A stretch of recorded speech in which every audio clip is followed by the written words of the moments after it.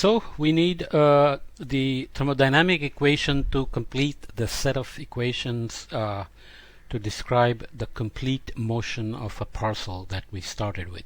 And obviously we started with the thermodynamic equation before, which I might have called this second law of thermodynamics. If I did, that's wrong. This is the first law of thermodynamics. Okay, so it basically says delta Q is CV dt plus P dV, and we went through everything about internal energy change, work done against the environment resulting in the net heat gain or heat loss. So repeated use of P, which just means law of partial differentiation, gave us from the ideal gas law P equals rho RT to give us dP equals RT times d rho plus rho R times dt.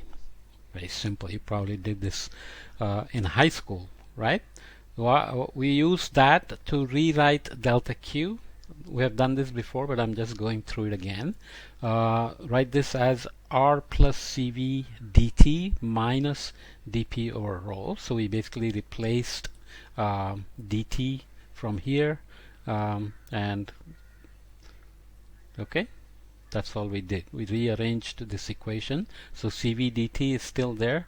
P dV is written using this. So you ended up with R plus CV dt. We have divided by rho as well. So that's why you get minus P over rho. Okay, minus dP over rho. And R plus CV is our old familiar CP, the heat capacity at constant pressure, times dt, change in temperature of the parcel, minus dP over rho, right? You can take the total time derivative of Q from this thermodynamic equation and write it as Cp dt over T minus 1 over rho dP dt. Okay.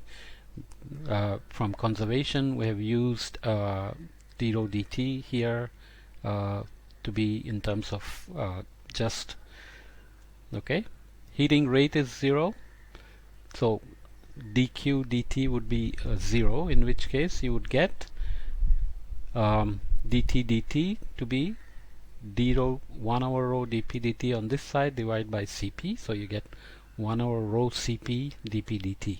Okay, so I hope you understood the steps. It's fairly straightforward. Okay, so from that we had derived theta as well, the potential temperature in terms of the in situ temperature times P0 over P to the kappa, right? Diabatic heating can cause temperature change.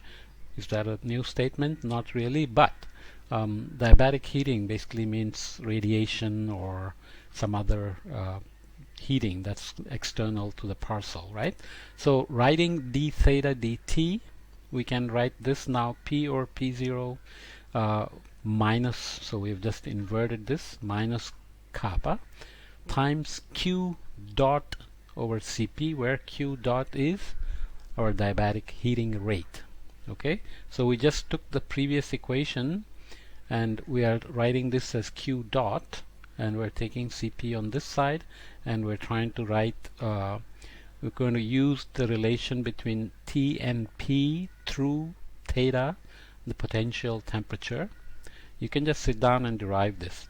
So take theta and plug it in instead of T in terms of T and P, and you will get this solution, right? So d theta dt.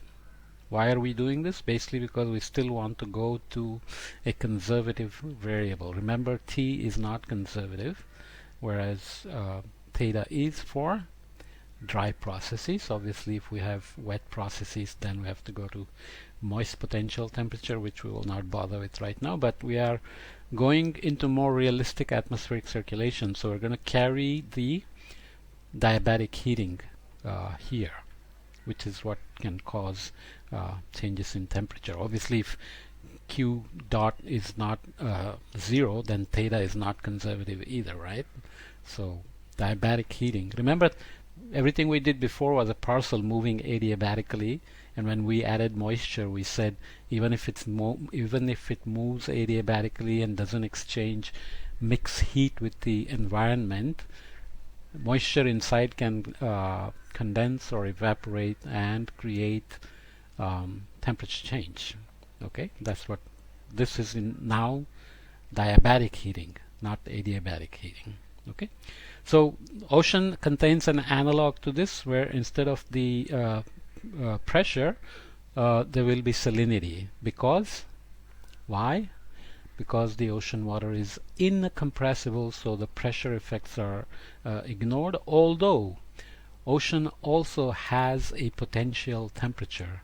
So in the top 1 kilometer, in situ temperature and potential temperature are essentially the same, but as you go to very deep ocean, obviously compressibility effect, especially the coefficient of thermal expansion, begins to be dependent on pressure.